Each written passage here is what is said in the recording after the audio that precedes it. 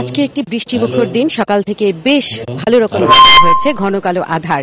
এরই মধ্যে রাজনৈতিক আকাশে অন্ধকার, যে ছেয়ে আসা অন্ধকার ছিল সেটা দূর করার চেষ্টা চলছে ঐক্যমতের আলোচনা। ঠিকই বলেছেন, জাতীয় ঐক্যমত কমিশনের উদ্যোগে রাজধানীর ফরেস্ট সার্ভে একাডেমিতে আজকে দ্বিতীয় দফার তৃতীয় দিনের আলোচনা শুরু হয়েছে। আমরা ঠিক এই মুহূর্তে আলোচনা স্থলেই দাঁড়িয়ে রয়েছি। আপনাকে দেখাতে চাই যে পেছনে দেখেন আলোচনার জন্য রাজনৈতিক দলগুলোর প্রতিনিধি, 30টি রাজনৈতিক দলের বিভিন্ন প্রতিনিধিরা এসে উপস্থিত হয়েছেন। এবং সবচেয়ে আকর্ষণের যেটা বিষয় ছিল, গতকালকে পর্যন্ত যে ধারাবাহিক আলোচনা হয়েছিল, পূর্বেকার সবগুলো আলোচনাতে কিন্তু জামাতে ইসলামী অংশ নিয়েছিল। গতকালকে তারা আলোচনায় অংশ নেননি, তখন থেকেই কিন্তু একটা ঘনঘটা ছিল যে আজকের আলোচনায় জামাতে ইসলাম আসবে কিনা।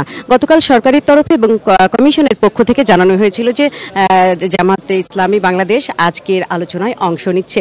ঠিক আজকে সকাল থেকে আমরা দেখছি যে রাজনৈতিক দলগুলো, 30টি দল যেটা, তাদের প্রতিনিধিরা এসছেন এবং খানিক আগে আমি দেখলাম যে জামাত ইসলামের নায়েবে আমি উনি এসে উপস্থিত হয়েছেন। তো আজকের আলোচ্য সূচিতে আছে যে গতদিনের 4টা বিষয় ছিল, যেটা সংবিধানের 70 অনুচ্ছেদ, সেটা নিয়ে মোটামুটি গতকালকে একটা সলিউশন হয়ে গেছে।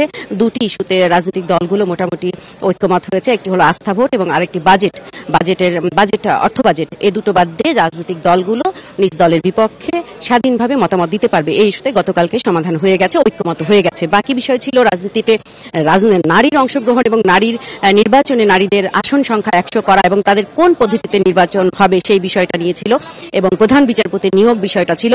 আর আজকে সেই দিনের গতদিনের অসমাপ্ত আলোচনার সাথে আজকে যোগ হয়েছে দুটো ইস্যু। সেটা হলো রাষ্ট্রপতি নির্বাচন এবং এনসিসি, জাতীয় সাংবিধানিক কাউন্সিল, যেটা নিয়ে করার কথা হয়েছে সংস্কার প্রস্তাবে, সেই বিষয়টা নিয়ে আজকের আলোচনা। আমরা আলোচনা শুরু হলে পরবর্তীতে কত দূর যাচ্ছে, কোন কোন বিষয় ঐক্যমত হচ্ছে জানিয়ে দেব।